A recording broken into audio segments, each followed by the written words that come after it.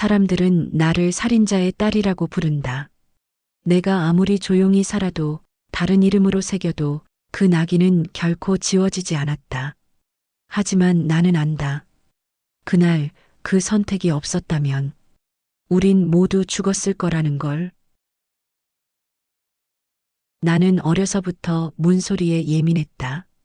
밤마다 들려오는 현관문 쾅 닫히는 소리, 술 냄새 섞인 아빠의 신음 같은 욕설, 그리고 곧이어 울리는 엄마의 비명. 그 소리들은 내 어린 시절의 배경음악이었다. 다른 아이들이 자장가를 들으며 잠들 때 나는 비명 소리를 자장가 삼아 잠들었다. 민지야, 일어나. 학교 가야지. 엄마는 아침마다 나를 깨웠다. 하지만 엄마의 목소리는 항상 갈라져 있었다. 전날 밤 너무 많이 울어서 혹은 너무 많이 소리를 질러서. 나는 눈을 뜨면 제일 먼저 엄마 얼굴을 확인했다. 오늘은 어디에 멍이 들었는지, 오늘은 어떤 상처가 새로 생겼는지. 유치원 때부터 그랬다. 선생님이 민지 엄마는 왜 맨날 선글라스를 쓰고 오세요? 라고 물었을 때 나는 대답할 수 없었다. 5살짜리가 뭘 알겠어. 그저 엄마가 예뻐지려고 쓰는 거라고 생각했다. 하지만 다른 엄마들은 선글라스를 쓰지 않았다. 겨울에도 비 오는 날에도 우리 엄마만 그걸 썼다. 초등학교에 입학했을 때 나는 처음으로 정상이라는 걸 배웠다. 친구들의 가족 이야기를 들으면서 우리 아빠 어제 놀이공원 데려가줬어. 우리 엄마랑 아빠는 주말마다 같이 장봐. 나는 그 이야기들을 들으며 고개를 끄덕였다. 하지만 속으로는 생각했다. 우리 집은 다르구나. 우리 집은 이상한 거구나. 어린 내가 팔로 아빠의 다리를 붙잡을 때면 그는 내 머리를 밀쳐버리곤 했다. 이건 남편과 아내의 일이야. 꺼져. 나는 방으로 쫓겨났다. 그때마다 나는 방문 뒤에서 귀를 막았다. 손끝이 하얗게 될 만큼 귀를 찢어질 듯 눌렀다. 안 들리면 괜찮을 거라고 그렇게 믿고 싶었다. 그게 내 어린 시절의 생존 방식이었다. 초등학교 3학년 때 담임 선생님이 가정폭력 예방 교육을 했다. 여러분, 만약 집에서 엄마나 아빠가 싸우면 112에 전화하세요. 나는 그 말을 듣고 집에 돌아와 전화기를 한참 바라봤다. 손을 뻗었다가 다시 걷었다. 전화하면 뭐가 달라질까? 경찰 아저씨가 와서 아빠를 데려가 줄까? 그러면 우린 평화롭게 살 수 있을까? 하지만 나는 전화하지 못했다. 왜냐하면 엄마가 말했으니까. 민지야, 절대 다른 사람한테 우리 집 이야기하면 안 돼. 알았지? 엄마의 눈빛은 간절했다. 그건 부탁이 아니라 명령이었다. 나는 고개를 끄덕였다. 그리고 그날부터 나는 거짓말쟁이가 됐다. 민지야, 요즘 집에서 무슨 일 있니? 선생님이 물었을 때 나는 웃으며 대답했다. 아니요, 아무 일도 없어요. 엄마 얼굴에 상처는 어쩌다 난 거니?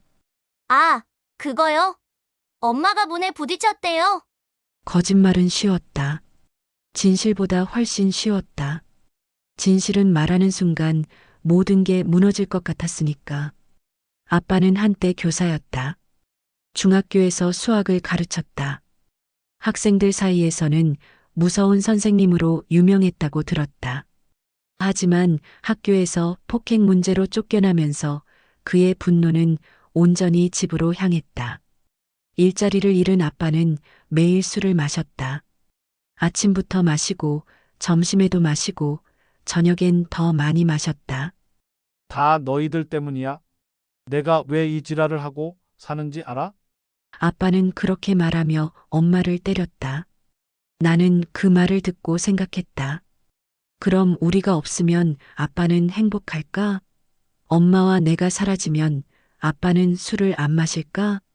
초등학교 5학년 때였다. 학교에서 부모님이 같이 오는 운동회가 있었다. 친구들은 엄마 아빠 손을 잡고 웃으며 운동장에 들어왔다. 아빠들은 카메라를 들고 엄마들은 도시락을 들고 나는 혼자 구석에 앉아 편의점에서 산 김밥을 먹었다. 엄마는 오지 못했다. 전날 밤 갈비뼈가 부러졌거든. 민지야, 엄마 어디 계셔? 옆 반 친구 수진이가 물었다. 나는 김밥을 씹으며 대답했다. 엄마, 오늘 일이 있어서. 아빠는? 아빠도. 수진이는 미안한 표정을 지었다. 그럼 혼자 먹어야 하네. 우리랑 같이 먹을래? 나는 고개를 저었다. 괜찮아. 나 혼자 먹는 거 좋아해. 거짓말이었다. 나는 혼자 먹는 게 싫었다.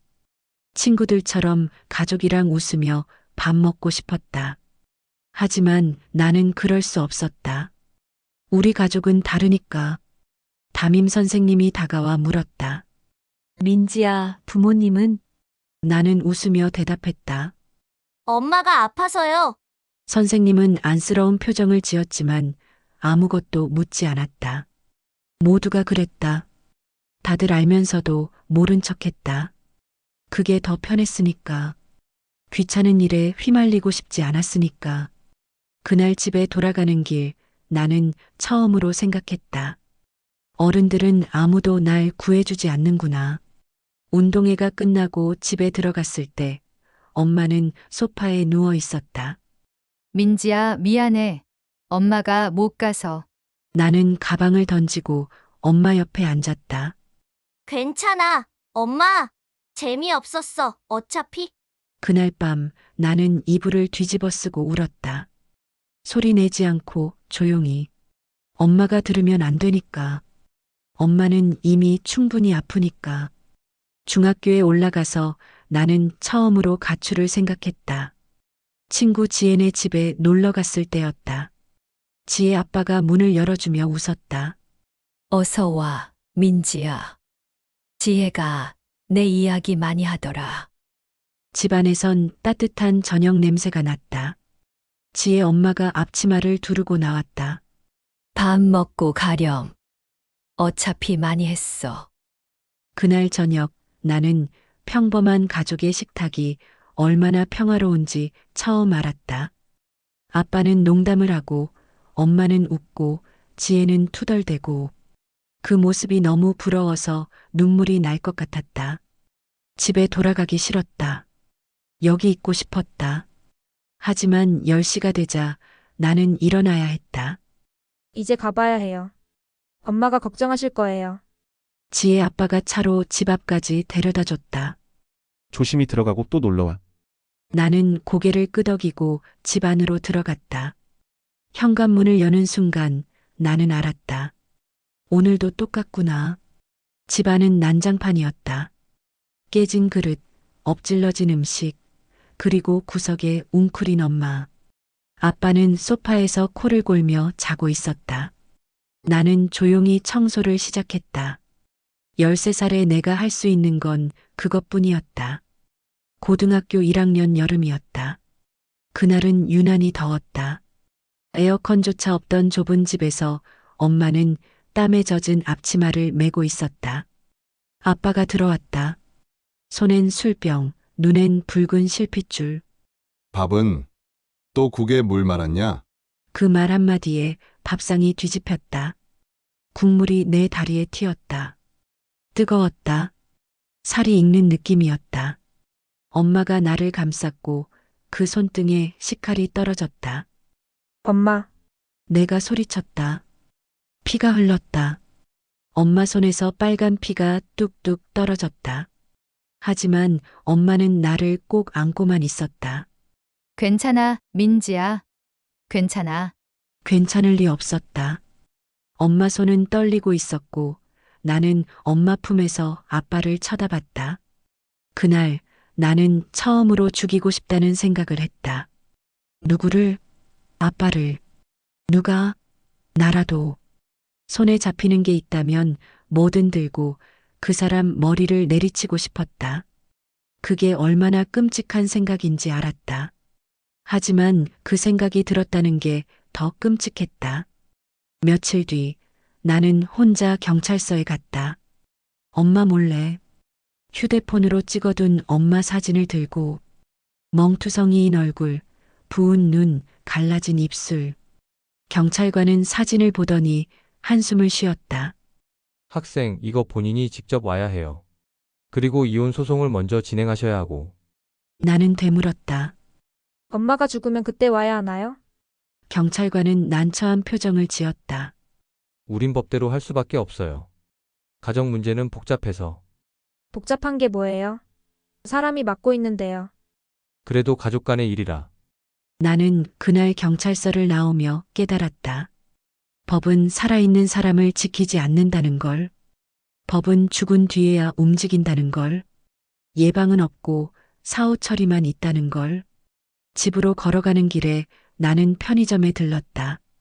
과자를 하나 집어들고 계산하려는데 옆에서 누군가 말했다.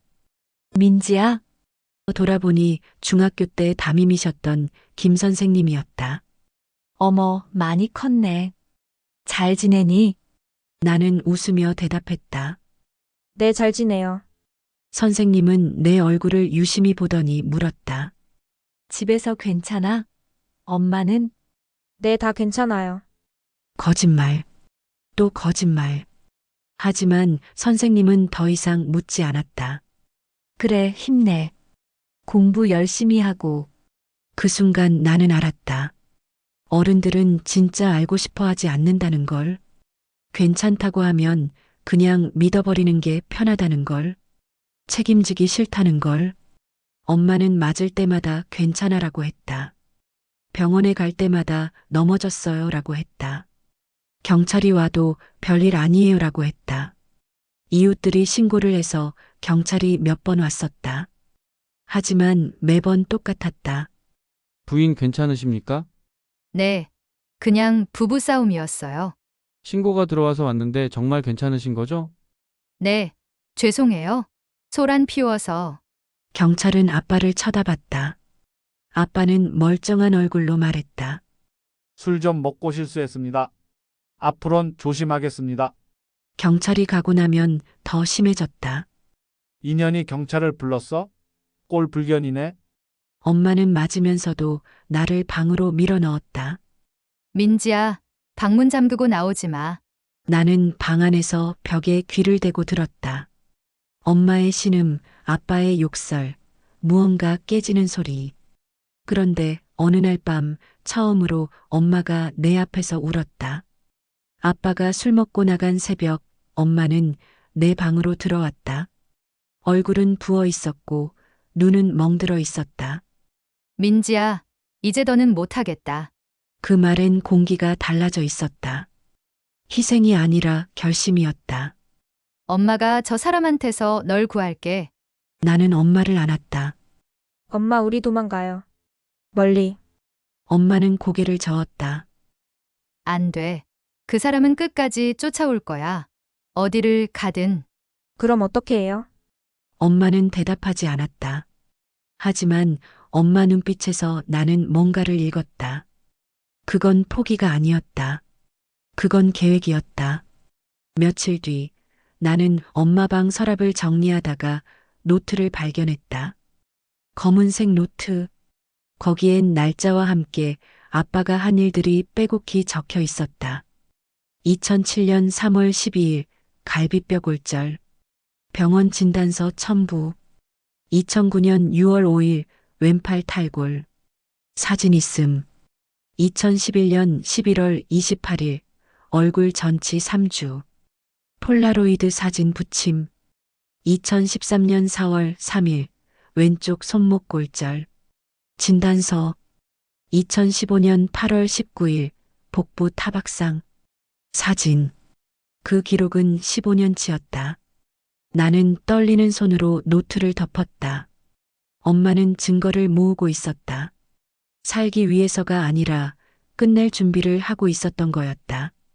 나는 노트를 원래 자리에 놓고 방을 나왔다. 엄마는 부엌에서 설거지를 하고 있었다. 엄마. 내가 불렀다. 엄마가 돌아봤다. 왜?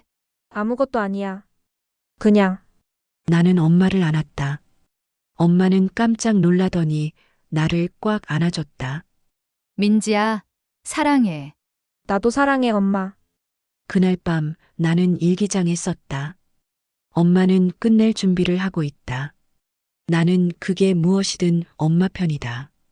엄마가 뭘 하든 나는 엄마를 지킬 거다. 비가 내렸다. 습하고 눅눅하고 어두웠다. 그날은 7월 23일이었다. 내가 평생 잊지 못할 날. 아빠는 해고 통보를 받았다며 퇴근길에 또 술을 퍼부었다.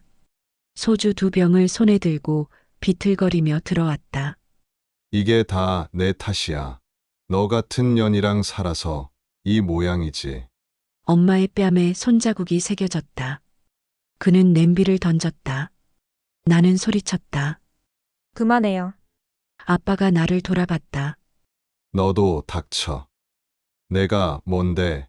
엄마는 잠시 멈칫하더니 주방으로 갔다. 나는 그 뒷모습을 봤다. 엄마는 조용히 식칼을 물티슈로 닦고 있었다. 손은 떨리지 않았다. 눈빛도 슬프지 않았다. 그건 오직 결단이었다. 나는 알아야 했다. 막아야 했다. 하지만 나는 아무것도 하지 못했다. 그냥 내 방으로 들어가 문을 잠갔다. 귀를 막았다. 또다시 비겁하게도 새벽 2시쯤 나는 잠결에 소리를 들었다. 쾅! 무언가 떨어지는 소리. 그리고 퍽, 퍽. 짧고 굵은 둔탁한 소리. 처음엔 꿈인 줄 알았다. 하지만 아니었다. 나가보니 아빠는 쓰러져 있었다. 머리맡엔 피로 물든 주전자. 엄마의 손은 빨갛게 젖어 있었다. 민지야, 괜찮아. 이제 다 끝났어. 그 말이 들리는 순간 세상이 조용해졌다. 그토록 원하던 고요가 찾아왔지만 그건 평화가 아니라 절망이었다. 엄마는 바닥에 주저앉았다. 나는 엄마를 안았다. 엄마 괜찮아요. 괜찮아요. 하지만 괜찮을 리 없었다. 아빠는 피를 흘리고 있었고 엄마는 정신을 잃어가고 있었다. 나는 떨리는 손으로 핸드폰을 꺼냈다. 일일이 여보세요. 저희 집에 사람이. 말이 안 나왔다. 목이 메었다. 침착하세요. 주소가 어떻게 되세요? 나는 주소를 말했다. 빨리 와주세요. 제발요. 신고는 내가 했다. 의식이 끊긴 엄마를 안고 있었으니까. 피로 젖은 손, 떨리는 숨결. 경찰은 문을 부수고 들어왔다. 손들어. 움직이지 마. 나는 엄마를 안은 채 고개를 들었다. 제발 엄마 좀 살려주세요. 살인사건입니다. 그 말이 내 귀에 들어오던 순간 내 안에 있던 무언가가 무너졌다. 이게 끝이 아니구나. 지옥은 이제부터구나. 조사를 받는 며칠 동안 나는 유치장에 있는 엄마를 면회했다. 유리창 너머 엄마는 수갑을 차고 있었다. 민지야, 괜찮니? 엄마가 물었다. 내가 물어야 할 말인데 네, 괜찮아요. 또 거짓말. 나는 하나도 괜찮지 않았다. 엄마 변호사 선임했어요. 국선 변호사보다 나은 분이래요. 엄마는 고개를 저었다. 돈이 어디 있어? 그냥 국선으로도 충분해. 아니에요. 할머니가 도와주셨어요. 친할머니가 아니었다. 엄마 친구 선이 이모였다. 하지만 엄마는 모르는 게 나았다. 아빠의 장례식에 나는 가지 않았다. 친척들이 모여 수군댔다. 그래도 아빠인데. 불쌍한 사람, 가정에 치여서 그랬던 거야. 요즘 여자들이 너무 버릇이 없어. 나는 그들의 말을 엿듣고 울었다. 분노로. 너희는 단 한 번도 이 집에 온 적이 없었잖아. 명절에도 생일에도 아무 때도. 그러면서 어떻게 그런 말을 할 수 있어? 한 삼촌이 내게 말했다. 민지야, 그래도 용서해라. 죽은 사람한텐 죄가 없어. 나는 대답했다. 그럼 살아있던 엄마한텐 죄가 있었나요? 삼촌은 아무 말도 못했다. 다른 친척들도 마찬가지였다. 재판이 시작됐다. 나는 증인석에 섰다. 변호사가 물었다. 당시 어머니가 어떤 상태였습니까? 나는 대답했다. 엄마는 우리를 살리려고 했어요. 법정이 술렁였다. 검사는 외쳤다. 살인은 어떤 이유로도 정당화될 수 없습니다. 나는 그를 똑바로 쳐다봤다. 그럼 20년 넘게 동안 맞으며 사는 건 정당했습니까? 그 순간 재판정은 얼어붙었다. 판사가 말했다. 증인은 감정적인 발언을 자제해 주십시오. 나는 고개를 숙였다. 하지만 후회하지 않았다. 누군가는 말해야 했으니까. 재판은 석 달 동안 이어졌다. 엄마는 모든 걸 인정했다. 저는 남편을 죽였습니다. 하지만 후회하지 않습니다. 법정은 또 술렁였다. 판사가 물었다. 왜 후회하지 않습니까? 제 딸을 지켰으니까요. 이제 제 딸은 안전하니까요. 엄마에게 내려진 형량은 징역 8년. 판사는 심신미약과 정당방위의 일부를 인정했다. 하지만 법은 끝내 용서를 주지 않았다. 재판이 끝나고 엄마는 웃었다. 괜찮아, 민지야. 이제 내가 나 대신 살아.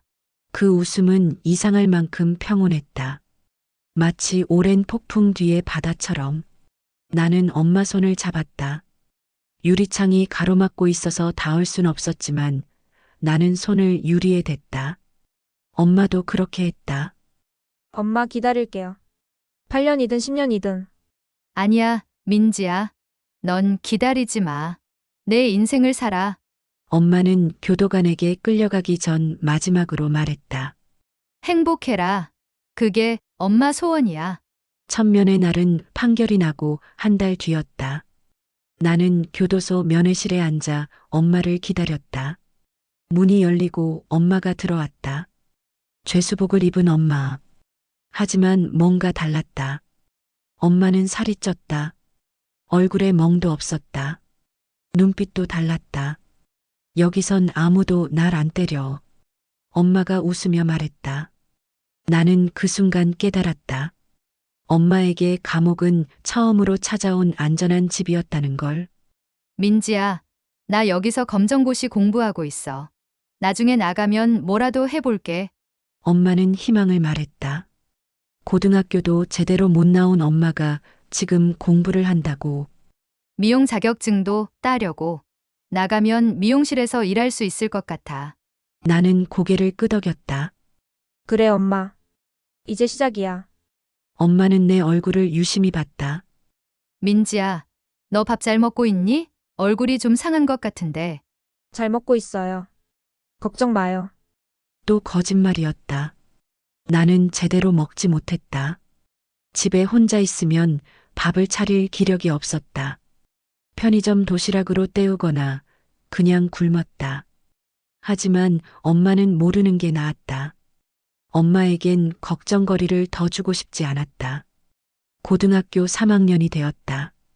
친구들은 대학 입시 준비로 바빴지만 나는 다른 걸 생각했다. 법학. 나는 법대에 가기로 결심했다. 담임 선생님이 물었다. 민지야, 왜 법대? 나는 대답했다. 법을 바꾸고 싶어서요. 법을 바꾼다고? 네. 가정폭력 피해자를 제대로 보호하지 못하는 법을요. 선생님은 잠시 말이 없었다. 내 사연을 알고 있었으니까. 좋은 생각이야. 힘들겠지만 응원할게. 나는 밤낮으로 공부했다. 엄마를 면회 가고 집에 돌아와서 책을 펼쳤다. 형법, 민법, 헌법. 아직 고등학생인 내가 읽기엔 어려운 책들이었지만 나는 포기하지 않았다. 어느 날 도서관에서 공부하다가 한 문장을 발견했다. 정당방위는 현재의 부당한 침해로부터 자기 또는 타인의 법익을 방위하기 위한 행위이다. 나는 그 문장을 몇 번이나 읽었다. 현재의 침해. 그럼 과거의 침해는? 25년간 이어진 침해는? 법은 현재만 본다. 과거의 고통, 미래의 두려움은 보지 않는다. 나는 그게 틀렸다고 생각했다. 대학에 합격했다. 서울의 한법대에 장학금도 받았다. 엄마에게 면회 가서 말했을 때 엄마는 울었다. 민지야, 정말 대단해. 엄마가 자랑스러워. 엄마가 없었으면 못했을 거예요. 아니야. 내가 해낸 거야. 내 힘으로. 엄마는 내 손을 잡고 싶어 했지만 유리창이 가로막았다. 우린 그저 서로를 바라볼 뿐이었다. 민지야, 대학 가면 친구도 많이 사귀고, 연애도 하고 행복하게 살아. 엄마는요? 엄마는 괜찮아. 여기서도 친구 생겼어. 같은 처지인 사람들. 우린 서로 의지하며 살아. 엄마는 정말 괜찮아 보였다. 처음으로 엄마가 평화로워 보였다. 대학 첫 수업은 형법 총론이었다. 교수가 칠판에 썼다. 형법의 목적은 무엇인가? 학생들이 대답했다. 범죄 예방입니다. 법익 보호입니다. 교수는 고개를 끄덕였다. 맞습니다. 하지만 형법은 완벽하지 않습니다. 그 말에 나는 손을 들었다. 교수님, 그럼 법을 어떻게 개선할 수 있을까요? 교수는 나를 보며 웃었다. 좋은 질문입니다. 그게 바로 여러분이 법을 공부하는 이유죠. 법은 계속 진화해야 합니다. 한 학기가 지나고 가정폭력에 관한 수업이 있었다. 교수가 사례를 제시했다. 25년간 남편에게 폭행당한 여성이 남편을 살해했습니다. 이것은 살인인가? 정당방위인가? 학생들이 토론했다. 살인입니다. 법은 법이니까. 아니요. 정당방위입니다. 그녀는 자신을 지킨 거예요. 하지만 계획적 살인이었다면 그래도 25년이면 충분한 이유 아닌가요? 나는 손을 들었다. 교수님, 법정에서 피해자의 과거 고통은 어느 정도까지 참작되나요? 교수는 잠시 생각하더니 대답했다. 그건 사안에 따라 다릅니다. 심신미약, 정당방위의 일부 인정 등으로 감경될 수 있습니다. 나는 조용히 웃었다. 그 다르다는 말 속에서 수많은 여자들이 죽어갔다. 그 다르다는 말 속에서 내 엄마는 8년형을 받았다. 수업이 끝나고 나는 교수에게 다가갔다. 교수님, 질문이 있습니다. 말해 보세요. 가정폭력 피해자가 가해자를 죽이는 것과 가해자가 피해자를 죽이는 것. 법정에서 같은 무게로 다뤄지나요? 교수는 잠시 침묵했다. 이론적으로는 그래야 합니다. 하지만 실제로는요? 실제로는 다릅니다. 가해자가 피해자를 죽이면 살인죄, 피해자가 가해자를 죽여도 살인죄. 하지만 후자에게 더 많은 비난이 따릅니다. 왜죠? 왜냐하면 사람들은 피해자가 참아야 한다고 생각하니까요. 법적 절차를 밟아야 한다고, 스스로 해결하면 안 된다고. 교수는 한숨을 쉬었다. 하지만 그 법적 절차가 제대로 작동하지 않는다는 게 문제죠. 나는 고개를 끄덕였다. 그래서 제가 법을 바꾸고 싶습니다. 교수는 나를 빤히 보더니 물었다. 학생, 혹시 개인적인 경험이 있나요? 나는 대답하지 않았다. 하지만 교수는 알았을 것이다. 내 눈빛에서 2학년이 되었을 때 나는 가정폭력 피해자 지원센터에서 자원봉사를 시작했다. 그곳에서 나는 수많은 엄마들을 만났다. 내 엄마와 똑같은 눈빛을 한 여자들, 멍든 얼굴을 숨기려고 화장을 진하게 한 여자들, 아이 손을 꼭 잡고 온 여자들. 상담해 드릴까요? 내가 물으면 그들은 고개를 저었다. 아니요, 그냥 좀 쉬고 가려고요. 필요하신 게 있으면 언제든 말씀하세요. 네, 고맙습니다. 어느 날 한 여자가 아들과 함께 왔다. 아이는 5살쯤 되어 보였다. 여자의 얼굴엔 시퍼런 멍이 있었다. 도와주세요. 저희 좀 숨겨주세요. 나는 센터장을 불렀다. 일단 쉼터로 연결해 드릴게요. 거긴 안전해요. 여자는 울었다. 남편이 찾아올까봐 무서워요. 대문에 CCTV가 있고 경비도 있어요. 그리고 법적 절차도 도와드릴게요. 그날 밤 나는 그 여자 생각에 잠을 못 잤다. 아들을 안고 떨던 그 모습, 예전에 내 엄마와 똑같았다. 나는 엄마에게 편지를 썼다. 엄마, 오늘 엄마 같은 사람을 봤어요. 엄마가 혼자가 아니라는 걸 알았어요. 세상엔 수많은 엄마들이 있고 그들은 모두 싸우고 있어요. 나는 그들을 돕고 싶어요. 엄마처럼 강한 사람들을요. 3학년 때 나는 법률구조공단에서 인턴을 시작했다. 거기서 실제 사건들을 접했다.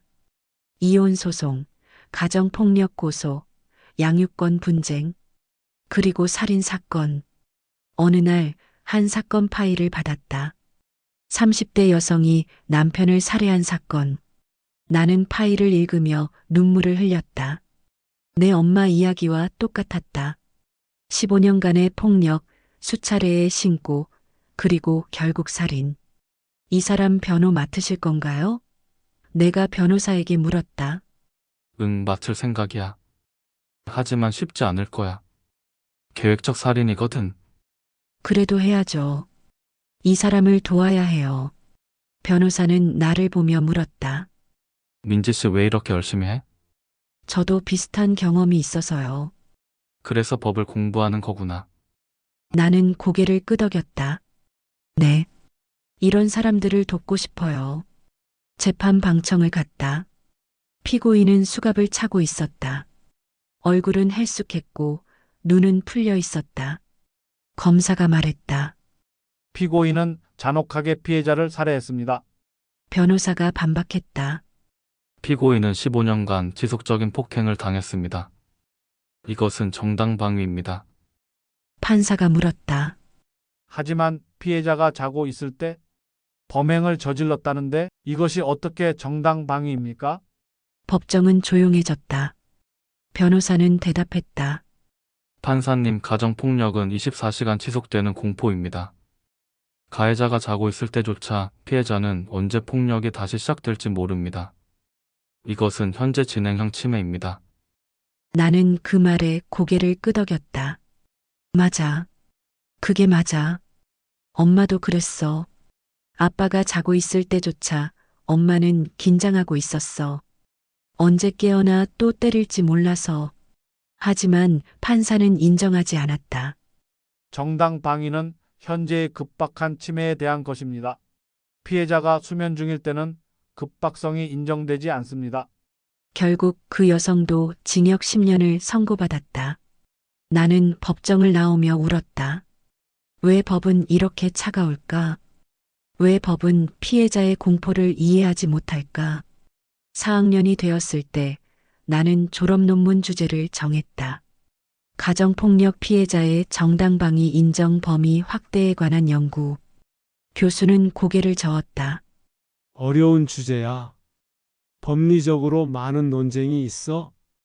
그래도 쓰고 싶습니다. 왜? 누군가는 이 문제를 다뤄야 하니까요. 법이 바뀌지 않으면 더 많은 사람이 죽을 거예요. 나는 밤새 논문을 썼다. 해외 판례를 찾아보고 통계를 조사하고 인터뷰를 진행했다. 가정폭력 피해자들, 변호사들, 판사들 모두가 입을 모아 말했다. 법이 바뀌어야 한다. 논문 발표의 날 나는 단상에 섰다. 가정폭력 피해자는 매 순간 생명의 위협을 느낍니다. 이것은 현재 진행형 침해입니다. 법은 이를 인정해야 합니다. 청중 중 한 교수가 물었다. 하지만 그렇게 되면 모든 피해자가 가해자를 죽여도 무죄가 될 수 있지 않나? 나는 대답했다. 아닙니다. 다만 법원이 피해자의 처지를 더 깊이 고려해야 한다는 겁니다. 25년간 맞은 사람과 하루 맞은 사람은 다릅니다. 법은 그 차이를 봐야 합니다. 졸업과 동시에 나는 사법시험을 준비했다. 아니, 로스쿨 진학을 결정했다. 더 공부하고 싶었다. 더 많이 알고 싶었다. 그래야 엄마 같은 사람들을 도울 수 있으니까. 로스쿨 1년차 나는 처음으로 모의법정에 섰다. 가정폭력 피해자 변호인 역할이었다. 나는 준비한 변론문을 읽었다. 피고인은 살인자가 아닙니다. 생존자입니다. 법정이 술렁였다. 상대 검사 역할을 한 동기가 반박했다. 하지만 법을 어긴 건 사실 아닙니까? 나는 대답했다. 법이 그녀를 먼저 버렸습니다. 그녀가 도움을 청했을 때 법은 없었습니다. 교수가 평가했다. 훌륭한 변론이었습니다. 하지만 감정에 치우쳤어요. 법정은 감정이 아니라 논리로 움직입니다. 나는 대답했다. 교수님, 하지만 법을 만드는 건 사람입니다. 사람에겐 감정이 있습니다. 법도 그래야 하지 않을까요? 교수는 잠시 침묵하더니 말했다. 그래, 내 말도 맞아. 법은 차가워서는 안 돼. 하지만 공정해야 해. 그 균형을 찾는 게 우리의 일이지. 로스쿨을 졸업하고 변호사 시험에 합격했다. 합격증을 손에 들었을 때 나는 제일 먼저 교도소로 달려갔다. 엄마에게 보여주고 싶었다. 엄마, 나 변호사 됐어. 엄마는 울었다. 민지야, 정말 대단해. 엄마가 정말 자랑스러워. 엄마 덕분이에요. 엄마가 없었으면 난 여기까지 못 왔어. 아니야, 내가 해낸 거야. 엄마, 이제 얼마 안 남았죠? 곧 나올 거잖아요. 엄마는 고개를 끄덕였다. 응, 3년 뒤면 가석방이야. 기다려줄래? 당연하죠. 나 계속 기다리고 있어요. 나는 변호사 사무실을 열었다. 작은 사무실이었지만 내 꿈을 이루는 공간이었다. 간판을 달았다. 로펌 희망 마이너스 가정폭력 피해자 전문. 그리고 첫 의뢰인을 기다렸다. 첫 의뢰인은 40대 여성이었다. 얼굴엔 멍, 팔엔 화상 자국. 변호사님, 저 좀 도와주세요. 남편이 죽이려고 해요. 신고는 하셨어요? 했어요. 여러 번. 근데 경찰이 와도 남편은 잘 빠져나가요. 그리고 경찰 가면 더 심하게 때려요. 나는 그녀의 손을 잡았다. 걱정 마세요. 제가 도와드릴게요. 일단 보호시설부터 연결해드리고 법적 절차를 밟을게요. 정말요? 네, 믿으세요. 그날부터 나는 바빠졌다. 매일 의뢰인들이 찾아왔다. 맞은 여자들, 아이를 지키려는 엄마들, 도망치고 싶은 딸들. 나는 그들 모두를 도왔다. 무료 변론도 많이 했다. 돈이 없어서 변호사를 못 구하는 사람들을 위해. 민지 씨 이렇게 하면 사무실 적자예요. 사무장이 말했다. 괜찮아요. 내가 벌면 돼요. 하지만 이 사람들에겐 희망이 필요해요.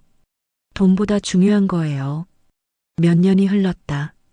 나는 여러 사건을 맡았고 몇몇은 이겼고 몇몇은 졌다.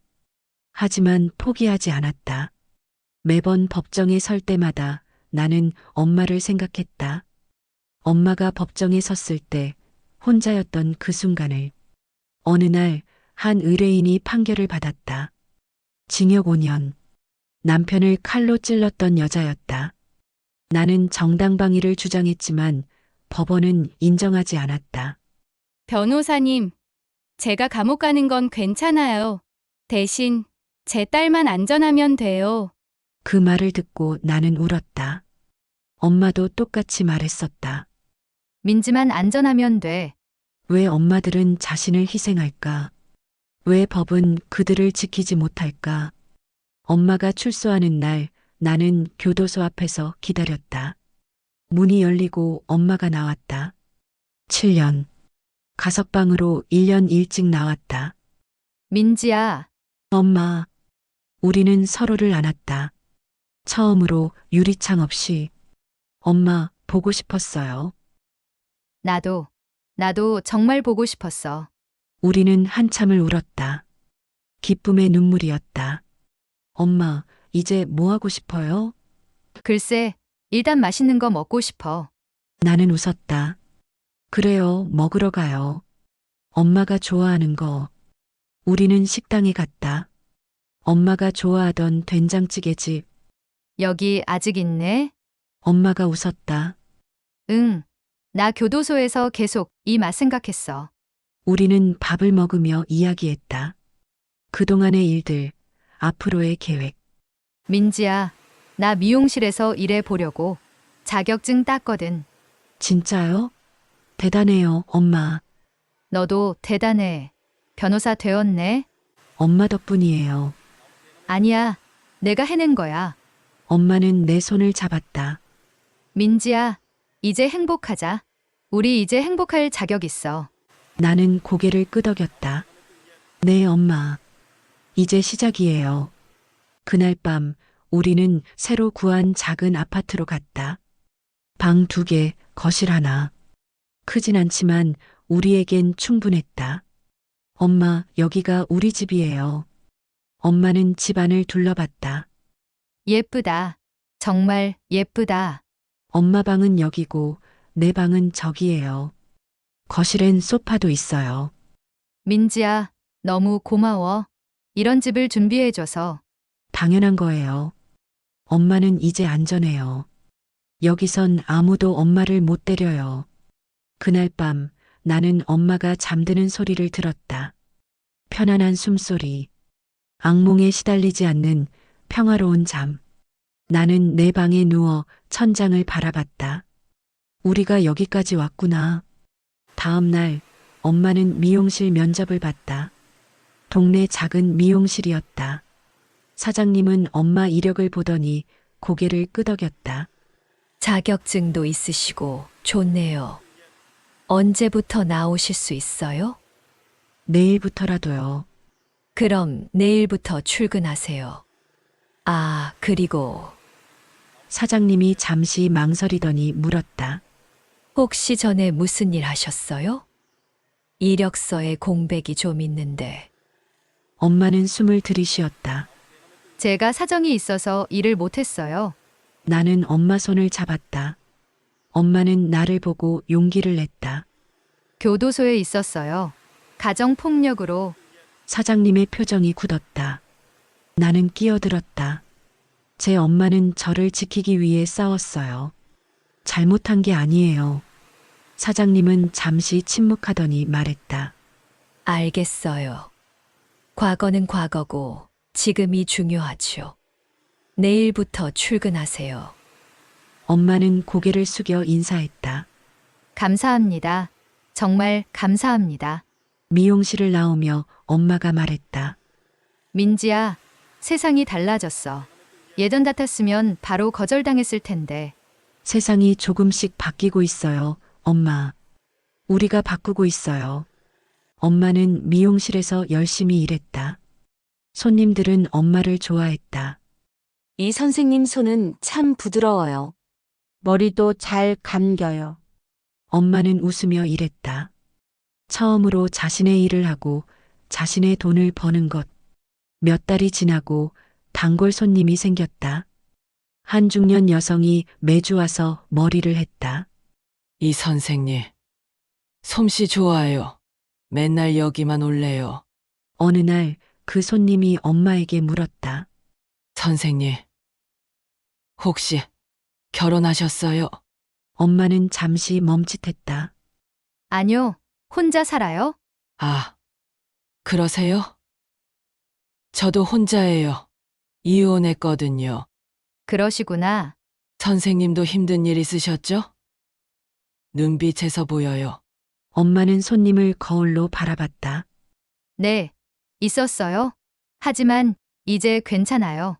다행이에요. 우린 모두 살아남은 사람들이에요. 손님이 웃었다. 엄마도 웃었다. 그들은 서로를 이해하는 눈빛을 나눴다. 어느 날 한 기자가 인터뷰를 요청했다. 변호사님, 살인자의 딸로 살아온 이야기를 들려주실 수 있나요? 나는 잠시 망설였다. 하지만 결국 승낙했다. 네, 말씀드릴게요. 인터뷰는 길었다. 나는 내 어린 시절부터 지금까지의 이야기를 했다. 아빠의 폭력, 엄마의 희생, 그날 밤, 그리고 법정. 제 엄마는 살인자가 아니에요. 생존자예요. 기사가 나갔다. 제목은 살인자의 딸이 변호사가 되기까지였다. 반응은 뜨거웠다. 어떤 사람들은 응원했다. 당신은 용감해요. 엄마를 자랑스러워하세요. 하지만 어떤 사람들은 비난했다. 살인을 미화하지 마라. 법을 어긴 건 어쨌든 범죄다. 나는 댓글을 읽으며 생각했다. 아직도 갈 길이 멀구나. 하지만 포기하지 않을 거야. 계속 싸울 거야. 아니에요. 엄마가 열심히 해서 그런 거예요. 민지야, 오늘 저녁 같이 먹자. 내가 살게. 엄마가 사는 거예요? 응, 내 돈으로. 처음으로 딸한테 밥 사는 거야. 그날 저녁, 우리는 좋은 식당에 갔다. 엄마는 메뉴를 보며 웃었다. 비싸네. 괜찮아. 오늘은 특별한 날이니까. 스테이크를 시켰다. 엄마가 평생 못 먹어본 음식. 맛있다. 정말 맛있다. 엄마는 행복한 얼굴로 고기를 먹었다. 민지야, 나 지금 너무 행복해. 이게 꿈만 같아. 꿈이 아니에요, 엄마. 이게 현실이에요. 우리의 새로운 삶이에요. 그래, 우리의 새로운 삶. 엄마는 잔을 들었다. 민지야, 건배하자. 우리의 미래에. 건배, 엄마. 우리의 미래에. 그 순간 나는 깨달았다. 우리는 이겼다. 아빠를 이긴 게 아니라 그 지옥을 이긴 거였다. 우리는 살아남았고 다시 시작했고 행복을 찾았다. 몇 주 뒤 나는 아빠 무덤을 찾아갔다. 오랜만이었다. 무덤엔 여전히 아무도 오지 않았다. 잡초만 무성했다. 나는 무덤 앞에 섰다. 아빠, 나는 처음으로 그렇게 불렀다. 나 변호사 됐어요. 엄마 같은 사람들을 돕고 있어요. 바람이 불었다. 나는 계속 말했다.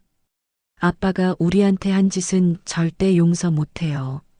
하지만 미워하지도 않아요. 그냥 불쌍해요. 아빠는 평생 사랑을 몰랐잖아요. 엄마는 아빠를 이겼어요. 나도 아빠를 이겼고요. 우린 행복하게 살고 있어요. 아빠가 원하지 않았던 그 행복을요. 나는 돌아섰다. 안녕히 계세요. 다신 안 올 거예요. 그날 집에 돌아와 엄마에게 말했다. 엄마, 아빠 무덤 다녀왔어요. 엄마는 놀란 표정을 지었다. 왜? 마지막 인사하고 왔어요. 이제 정말 끝이에요. 엄마는 나를 안았다. 민지야, 고마워. 엄마, 대신 가져서. 이제 우리 앞만 보고 살아요. 그래, 앞만 보고 살자. 어느 해 집회에서 나는 연설했다. 우리는 살인자의 딸들이 아닙니다. 우리는 생존자의 딸들입니다. 우리 엄마들은 영웅입니다. 그들은 최후의 순간까지 우리를 지켰습니다. 청중은 박수를 쳤다. 눈물을 흘리는 사람들도 있었다. 나는 계속 말했다. 법은 완벽하지 않습니다. 하지만 우리가 계속 싸우면 법은 바뀝니다. 세상은 바뀝니다. 포기하지 맙시다. 그날 밤 집에 돌아와 엄마와 저녁을 먹었다. 민지야, 오늘 연설 멋있었어. TV로 봤어. 고마워요, 엄마. 민지야, 나 너무 자랑스러워. 내가 이렇게 크게 자라서. 엄마도 자랑스러워요. 엄마가 없었으면 난 여기 없었어요. 우리 둘 다 잘했어. 서로 의지하면서 여기까지 왔잖아. 맞아요. 우리 팀이에요. 엄마는 웃었다. 그래, 우리 팀. 민지야, 나 한 가지 말해도 돼? 뭔데요? 나 후회 안 해. 그날 밤 한 일. 나는 엄마를 봤다. 엄마. 정말이야. 그때 안 그랬으면 우린 둘 다 죽었을 거야. 난 널 지킨 거야. 나는 엄마 손을 잡았다. 알아요, 엄마. 나도 알아요. 엄마는 잘못한 게 없어요. 고마워, 민지야. 그렇게 말해줘서. 당연한 말이에요. 몇 년이 더 지나고 나는 결혼했다. 좋은 사람을 만났다. 그는 내 과거를 알고 있었다. 하지만 신경 쓰지 않았다. 과거는 과거야. 중요한 건 지금의 너야. 결혼식 날 엄마는 한복을 입고 왔다. 너무 아름다웠다. 엄마 예뻐요. 너도 예뻐. 정말 예뻐. 엄마는 울었다. 행복의 눈물이었다. 민지야, 행복해라. 내 아빠 같은 사람 만나지 말고 좋은 남편 만나서 행복하게 살아. 엄마 걱정 마요. 그 사람 좋은 사람이에요. 엄마도 좋아할 거예요. 알아. 벌써 좋아해. 널 이렇게 웃게 만드는 사람이니까. 우리는 서로를 안았다. 그 순간 나는 생각했다. 우리 정말 여기까지 왔구나. 남편과 나는 작은 집에 살았다. 아이는 낳지 않기로 했다. 혹시 내가 아빠처럼 되면 어떡해?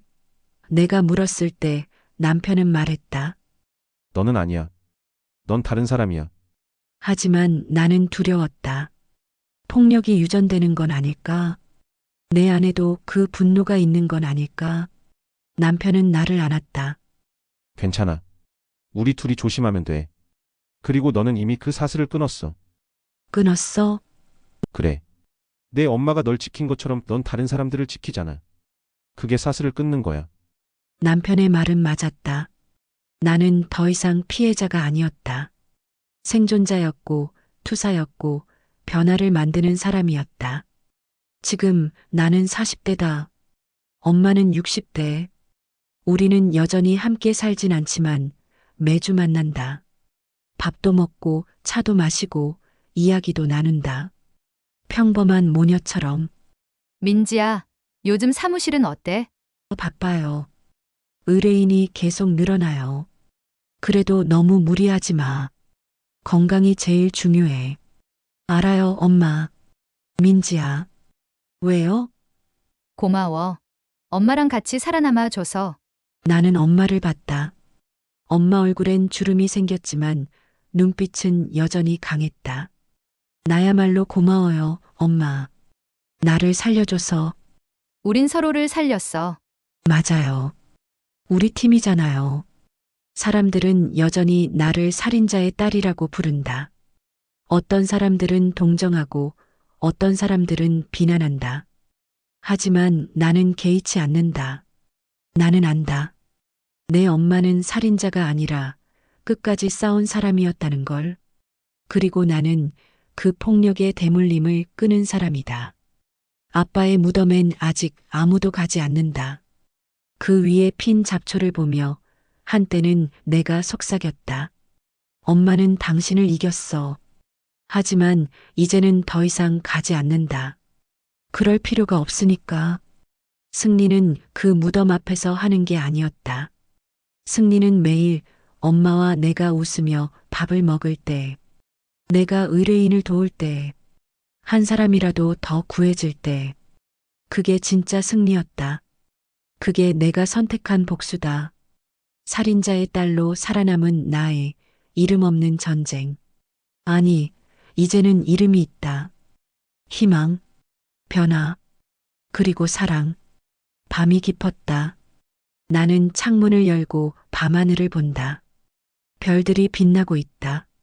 어둠 속에서도 빛은 존재한다. 우리처럼 엄마와 나는 살아남았다. 그리고 우리는 빛이 됐다. 다른 사람들을 위한 빛. 그들에게 말하는 빛. 너희도 할 수 있어. 살아남을 수 있어. 행복할 수 있어. 이것이 내 이야기다. 살인자의 딸이 아니라 생존자의 딸의 이야기. 그리고 이 이야기는 아직 끝나지 않았다. 계속될 것이다. 더 많은 사람들과 함께. 내일 아침 나는 또 사무실로 갈 것이다. 새로운 의뢰인을 만날 것이다. 그들의 이야기를 들을 것이다. 그리고 그들에게 말할 것이다. 괜찮아요. 이제 당신은 혼자가 아니에요. 우리가 함께 싸울 거예요. 그것이 내가 엄마에게 배운 것이다. 끝까지 싸우는 것, 절대 포기하지 않는 것, 그리고 사랑하는 사람을 지키는 것. 엄마 사랑해요. 그리고 고마워요. 나에게 삶을 가르쳐줘서, 싸움을 가르쳐줘서, 그리고 사랑을 가르쳐줘서, 이제 내가 그 사랑을 세상에 전할게요. 한 사람씩 하나씩. 세상이 바뀔 때까지. 이것이 나의 복수이고, 나의 승리이고, 나의 인생이다. 오늘 이야기는 여기까지입니다. 다음 이야기에서도 더 흥미진진한 이야기로 찾아뵙겠습니다.